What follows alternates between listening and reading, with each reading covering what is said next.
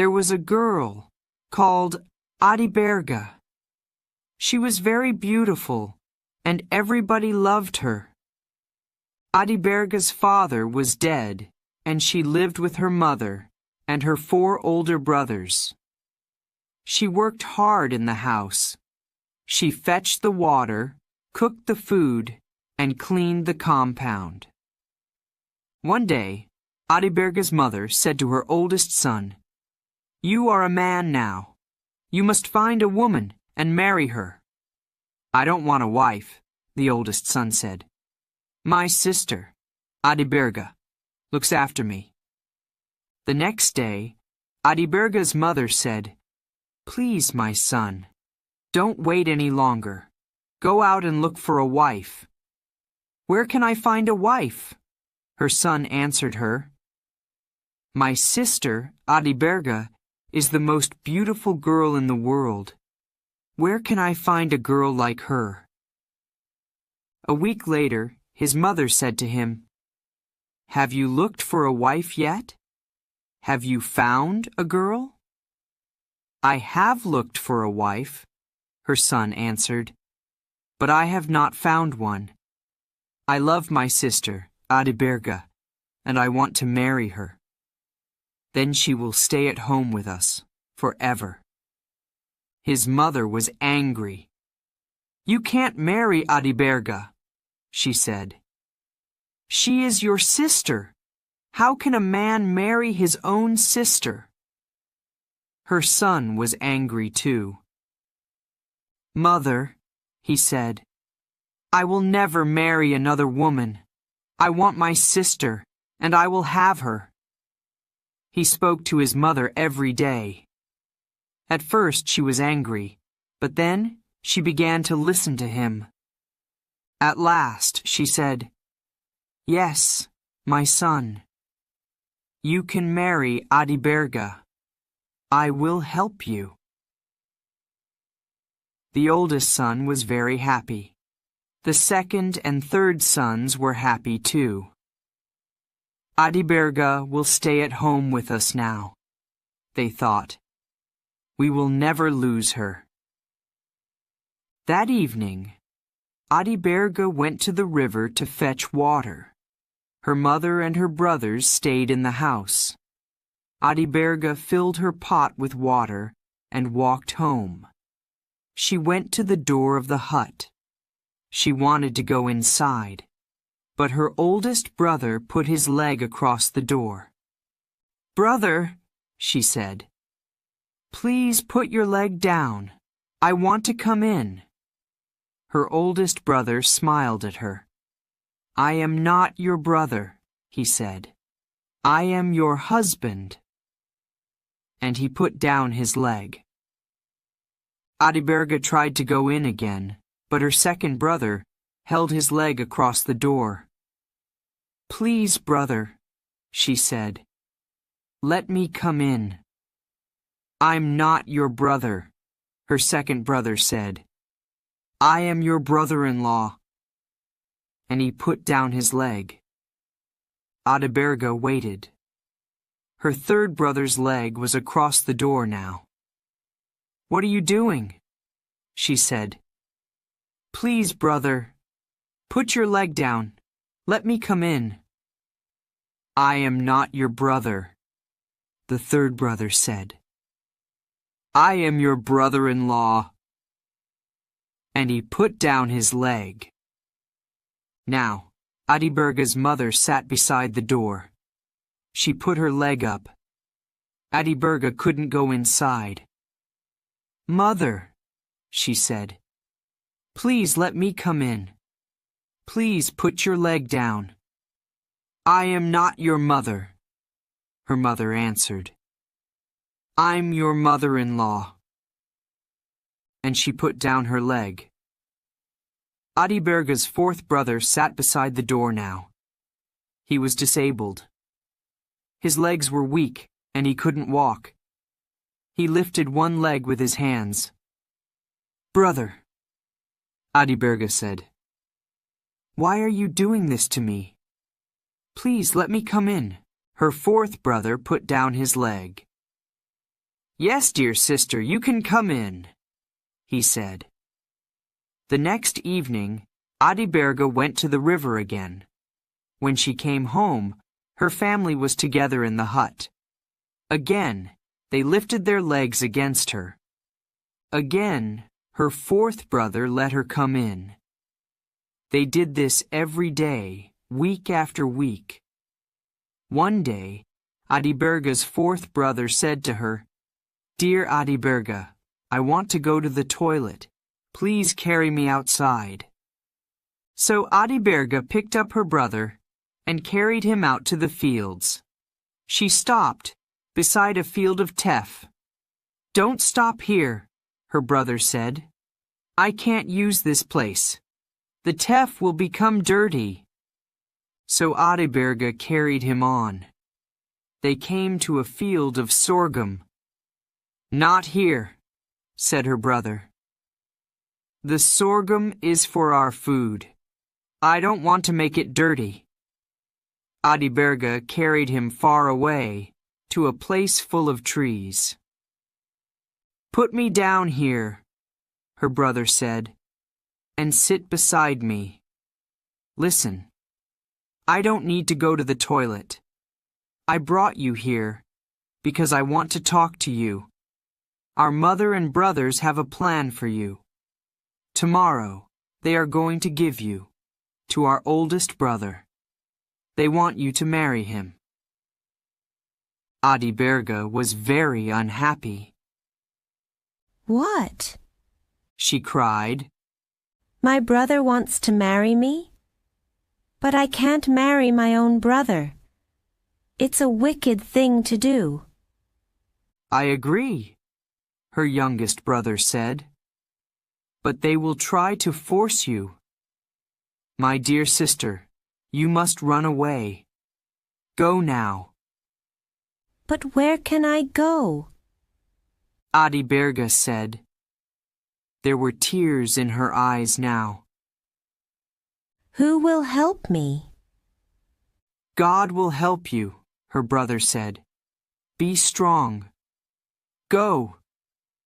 So Adiberga ran away. She ran and ran, over the fields, up the mountains, and down into the valleys. At last, she came to a big river. "I can't cross this river," she thought.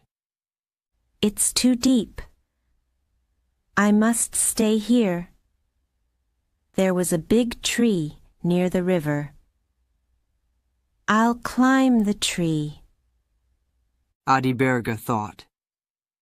"I will be safe there from the wild animals." So Adiberga began to live in the tree. She collected fruits and leaves for her food, and she drank the water of the river. Now a rich man lived not far away.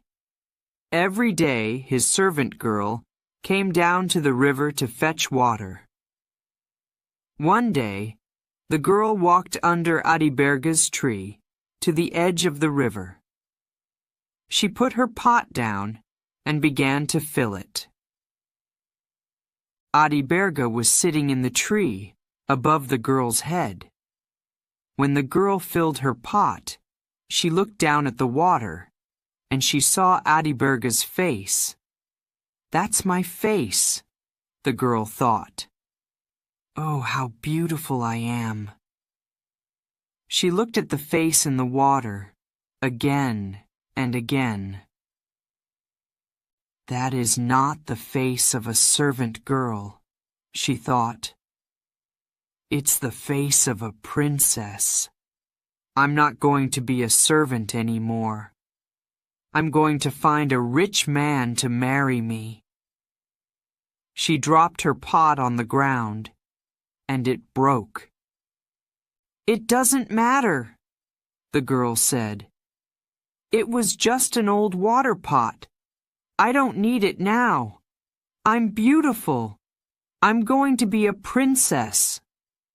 She ran back to the rich man's house, but before she reached it, she began to think. "I broke my master's pot," she thought. and he is waiting for his bath. He will be angry with me. I must take another pot and go to the river again." So the servant girl fetched another pot and went back to the river. But again she saw Adiberga's face in the water. "It's true!" she cried. "I am the most beautiful girl in the world!" She dropped the second pot and it broke too. Then Adiberga spat on the girl from the tree. The girl looked up and saw her. "Oh," she said, "I am not beautiful at all. The face in the water was not mine. It belongs to the girl in the tree. I will tell my master.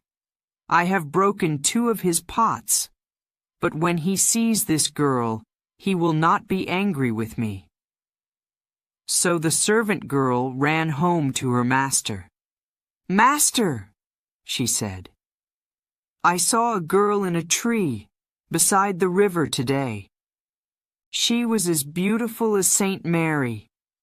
She is the most beautiful girl in the world.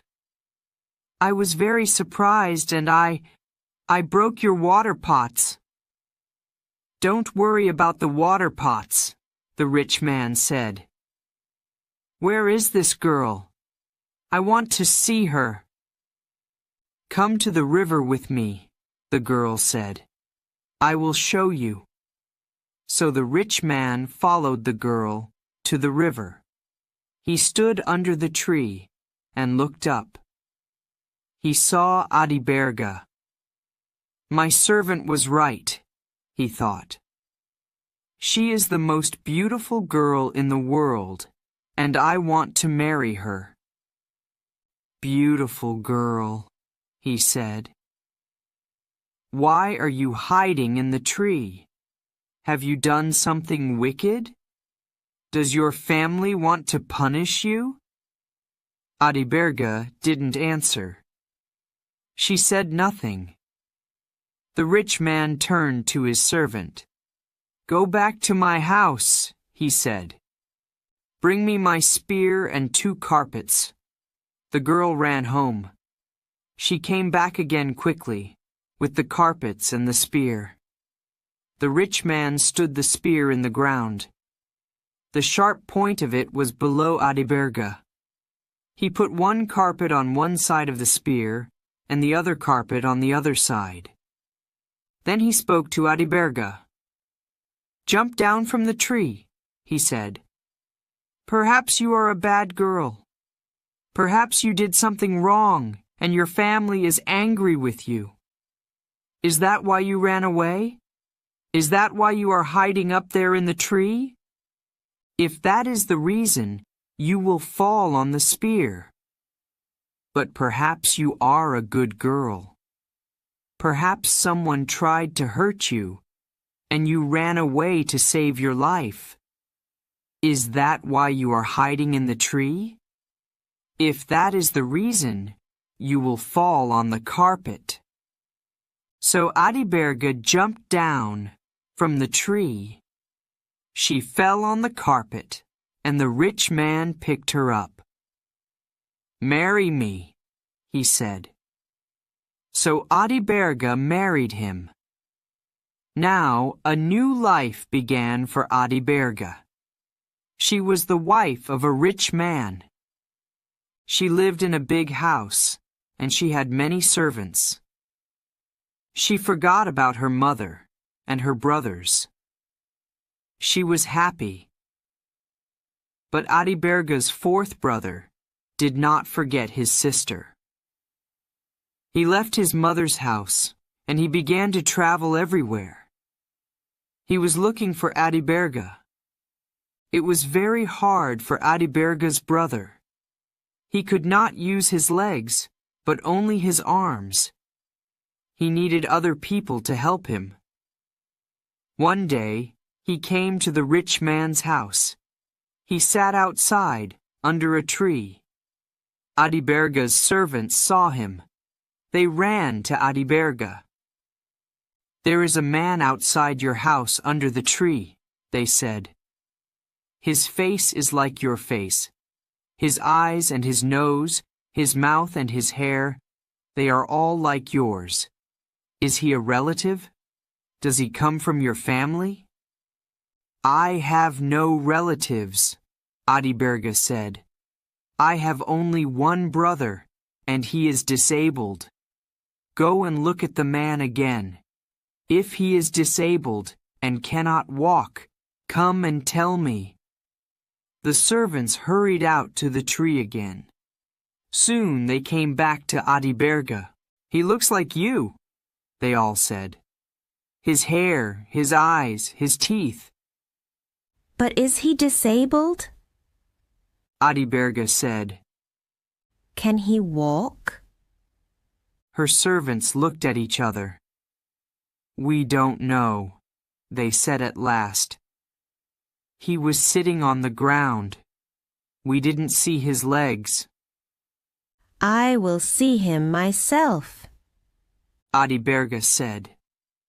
Her servants put carpets down on the ground for her, and Adiberga walked outside. She went to the tree and saw her brother. She was very happy. She ran to him and kissed him. Oh, my dear, dear brother, she said. Come into the house. You are tired and hungry. You must rest, and I will make a delicious meal for you to eat. She took her brother inside. She washed his feet and gave him the finest food to eat and juices to drink. Her brother finished his meal at last. Now, said Adiberga, you must listen to me. My husband is not here tonight, but he will come home tomorrow. He is a good man, but he likes to trick people. Ask if you can help him. He will say something strange. Perhaps he will say, "Kill my cattle." Don't do it. Look after the cattle for him. Or perhaps he will say, "Take my cattle to the desert. Don't let them drink water. Then you must take them to the river and let them eat and drink." Listen carefully to his words and do the opposite. The next day, Adiberga's husband came home. My brother is here, Adiberga said. He wants to help you. Ah, said her husband. That is good. He can take the cattle up to the mountain and push them over the cliff. Adiberga's brother smiled at her. Good, he said. I will do that. The next morning, he went out with the rich man's herdsmen. He took the cattle to the valley, and they ate the good green grass. That evening, the rich man was happy with his brother-in-law. He went to his box and took out some hairs from a sheep, some hairs from a goat, some hairs from a cow, a mule, and a horse. He put them in a sack and gave them to Adiberga's brother. He gave him a stick, too. Go home, he said. Take this sack with you. When you reach your house, beat the sack with the stick. Goodbye, dear brother. May God go with you. Adiberga said. So Adiberga's brother went home. When he arrived, he stood outside the hut. He took out the sack and beat it with the stick. At once, hundreds of sheep and goats, cows, mules, and horses ran out of it. He looked at them and laughed. He was very happy. I am a rich man now, he thought. Thank you, dear brother-in-law. His brothers heard the noise of all the animals. They came out of their hut. What happened to you? they said to the fourth brother. "Where did you go? And where did you get all these animals?" "I went to find our sister," the fourth brother said. "She has married a rich man. He gave all these animals to me." The oldest brother was not happy. "My youngest brother is rich, and I am poor," he thought. "I will go to my brother-in-law. He will give me sheep and goats, cows, mules, and horses, and I will be rich too." So the eldest brother went off to find Adiberga. He came at last to her house and sat down under the tree. He called to her servants. "Find your mistress," he said to them. "Say to her, 'Your brother is here.'" The servants went to Adiberga. "Another of your brothers is here," they said to her. "He is sitting outside the house under a tree." "Another brother?" Adiberga said angrily. "I don't have another brother. I only have one." But she went out to the tree. Her oldest brother jumped up. "Dear Adiberga," he cried, "my lovely sister." Adiberga did not smile at him. She didn't kiss her brother. She didn't talk to him. That night, Adiberga's husband came home. Adiberga's brother was very polite to him. "Please," he said, "let me help you. Let me take your cattle out tomorrow." "Very well," said his brother-in-law. "Take them to the desert and kill them all." Adiberga's brother was surprised. He looked at Adiberga, but she didn't look at him. She didn't speak to him.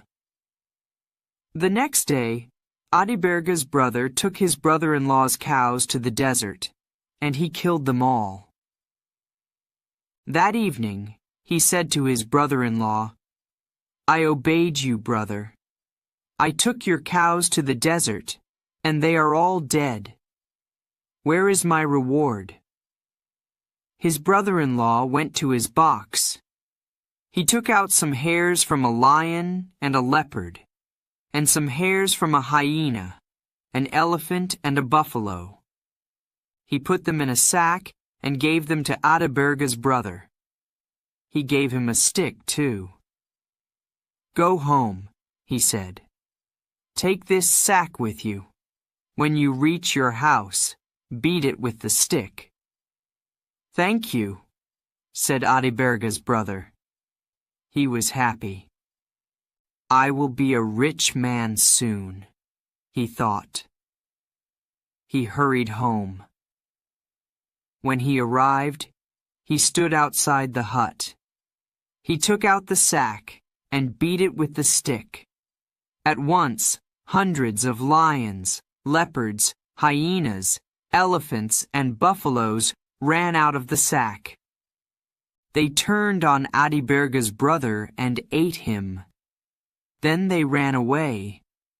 Adiberga and her husband lived happily for many years and had many fine children. And Adiberga's fourth brother was rich